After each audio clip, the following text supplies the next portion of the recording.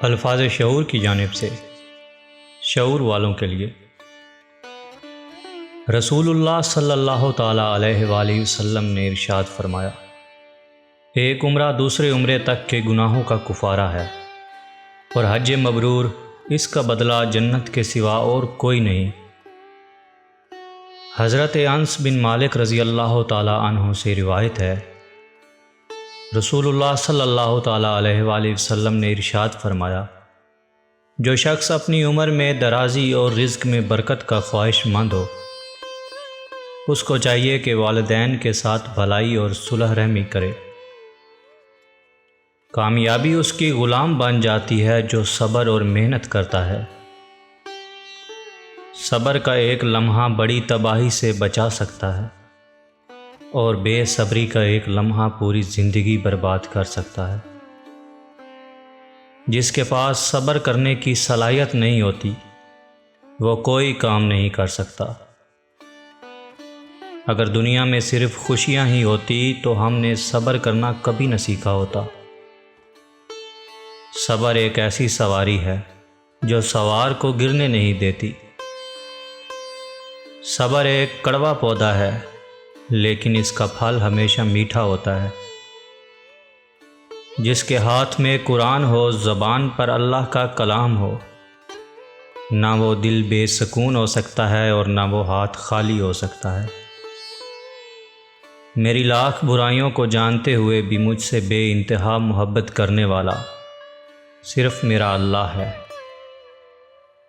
اچھا ساتھی وہ ہے جسے دیکھنا تمہیں خدا کی یاد میں مصروف کر دے، جس کی گفتگو تمہارے علم میں اضافہ کر دے، اور جس کا عمل آخرت کی یاد دلائے۔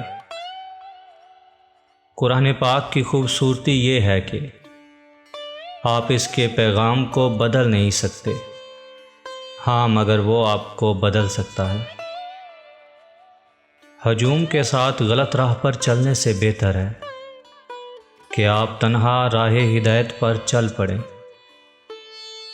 لوگوں کو اس بات سے غرض نہیں کہ آپ خوش ہیں یا نہیں، انہیں فرق اس بات سے پڑتا ہے کہ آپ انہیں خوش رکھتے ہیں یا نہیں۔ جھوٹ اس لیے بھی بک جاتا ہے کیونکہ سچ کو خریدنے کی اوقات ہر کسی کی نہیں ہوتی۔ ہر مسئلے کے لیے کوئی نہ کوئی حل ضرور ہوتا ہے، اور اسی حل کی موجودگی کے احساس کا نام امید ہے۔ کبھی ماں باپ یاد آئیں تو بہن بھائی مل کر بیٹھا کرو۔ کسی کے چہرے پر ماں کی مسکراتی نظر آئے گی، کسی کے لہجے میں باپ۔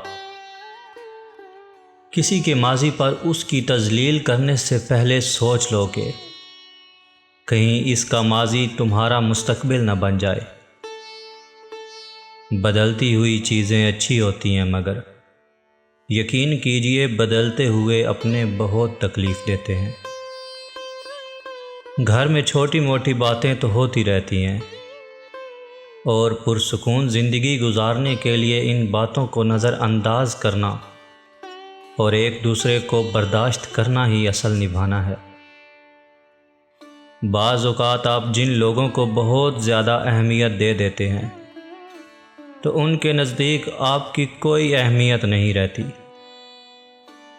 جس معاشرے میں اچھی اور معیاری تعلیم مہنگے داموں میں بیچی جائے، وہاں قوم کی فکر کرنے والوں کی بجائے ذریعہ معاش کی فکر کرنے والے ہی پیدا ہوتے ہیں۔